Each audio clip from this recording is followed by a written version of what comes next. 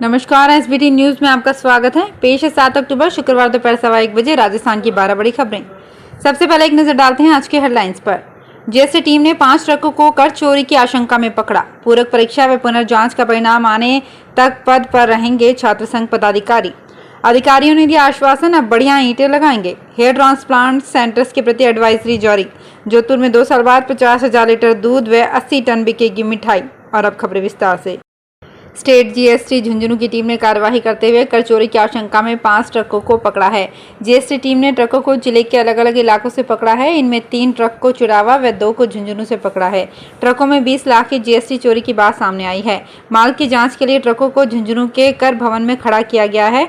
इनमें से 2 ट्रकों में सरसों, 1 में आयरन स्क्रैप, कोल्ड ड्रिंक और 2 में ग्रेनाइट ले जाया जा रहा था। राजनीति में पास लेकिन परीक्षा में फेल होने वाले छात्र नेताओं को राजस्थान सरकार शिक्षा विभाग ग्रुप 4 ने बड़ी राहत दी है।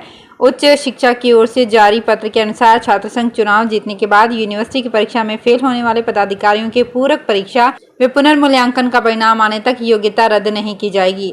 इधर कॉलेज शिक्षा आयुक्तालय ने सभी कॉलेजों से छात्र संघ चुनाव के योग्य व अयोग्य पदाधिकारियों की जानकारी मांगी है। इसके लिए शिक्षा विभाग ने कॉलेज शिक्षा आयुक्त, सरकारी, निजी व डीम्ड विश्वविद्यालयों को पत्र जारी किया है।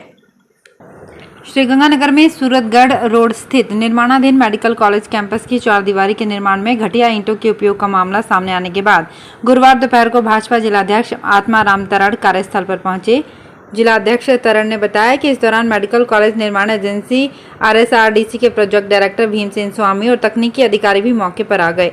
अधिकारियों ने मामले को गोलमाल करते हुए स्वीकार किया कि घटिया ईंटें आ गई थी, जिसे वापस कर दिया गया है। इस पर तरड़ ने कहा कि घटिया ईंटें क्यों आई? अगर ऐसा हो रहा है तो इसका मतलब है कि करोड़ों रुपयों के निर्माण कार्य की मॉनिटरिंग नहीं हो रही है। तरड़ के अनुसार जब वे मौके पर पहुंचे तो उस समय भी घटिया ईंटों का उपयोग किया जा रहा था। भाजपा नेताओं के दखल के बाद मौके से ईंटें हटा दी गई और अधिकारियों ने आश्वासन दिया कि अब शिकायत नहीं आएगी। नेशनल मेडिकल कमीशन ने गंजेपन की समस्या से जूझ रहे पुरुष, महिलाएं जिनके बाल पतले हों और जिन लोगों के जलने या चोट लगने से बाल झड़ने पर देश के बड़े बड़े शहरों में जगह जगह खुल रहे हेयर ट्रांसप्लांट सेंटर्स पर बाल उगाने का दावा करने वालों से सावधान किया है।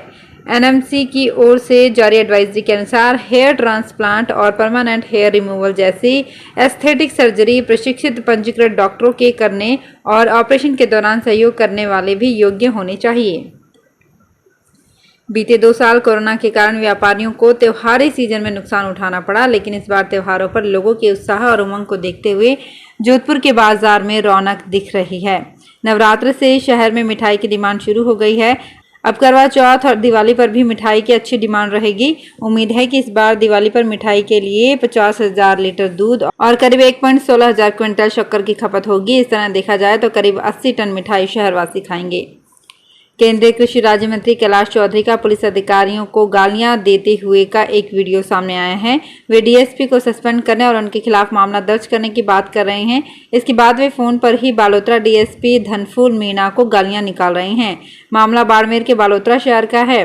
दरअसल बाड़मेर के बालोतरा इलाके में बजरी माफिया व रॉयल्टी कार्मिकों के बीच झड़प लंबे समय से चल रही है। वीडियो सामने आने के बाद मंत्री का पक्ष जानना चाहा, लेकिन संपर्क नहीं हो पाया। राजस्थान में 7 और 8 अक्टूबर को होने वाले इन्वेस्ट राजस्थान समिट में रिको कई बड़े प्रोडक्ट्स लॉन्च करने जा रहा है। इस समिट में इंडस्ट्रियल डेवलपमेंट से जुड़े करोड़ों रुपए के ऐसे प्रोजेक्ट लॉन्च किए जाएंगे जिनसे आकर्षित होकर राजस्थान में देश दुनिया के निवेशक इन्वेस्ट करें। राजस्थान सरकार के इन प्रोजेक्ट से राजस्थान में बड़ा इन्वेस्टमेंट लाने और लाखों लोगों को रोजगार उपलब्ध कराने की तैयारी है। इसी के चलते राजस्थान में पहली बार एक साथ 25 रिको इंडस्ट्रियल एरिया लॉन्च किए जाएंगे। राजस्थान में इस बार मानसून जमकर बरसे। देरी से एंट्री के बाद भी प्रदेश भर में जमकर हुई बारिश ने अधिकांश बांधों को भर दिया है। इस 3 महीने की बरसात ने पीने के पानी के लिए 2 साल की टेंशन को मिटा दिया है। ऐसे में 1 करोड़ 10 लाख की आबादी के लिए अप्रैल 2024 तक पीने के पानी की व्यवस्था पूरी हो चुकी है। अच्छे मानसून से इस साल 1,59,000 हेक्टेयर से ज्यादा रकबा में खरीफ की फसल बोई गई। दिल्ली के शराब नीति घोटाले में ईडी शुक्रवार को दिल्ली, पंजाब और हैदराबाद में छापेमारी कर रही है। यहां की 35 से ज्यादा लोकेशन पर ईडी की टीमें सुबह सुबह पहुंची।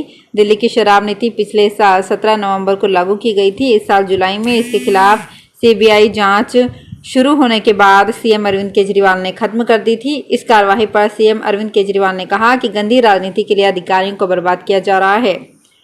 जयपुर में शुक्रवार से शुरू हुए इन्वेस्ट राजस्थान समिट में दुनिया के करीब 3000 से ज्यादा बिजनेसमैन शामिल हो रहे हैं। 2 दिन तक आयोजित होने वाले इस मेगा बिजनेस इवेंट में शामिल होने के लिए अडानी ग्रुप के गौतम अडानी, आर्सेलर कंपनी के लक्ष्मी निवास मित्तल सहित वेदांता ग्रुप के अनिल अग्रवाल भी पहुंचे हैं।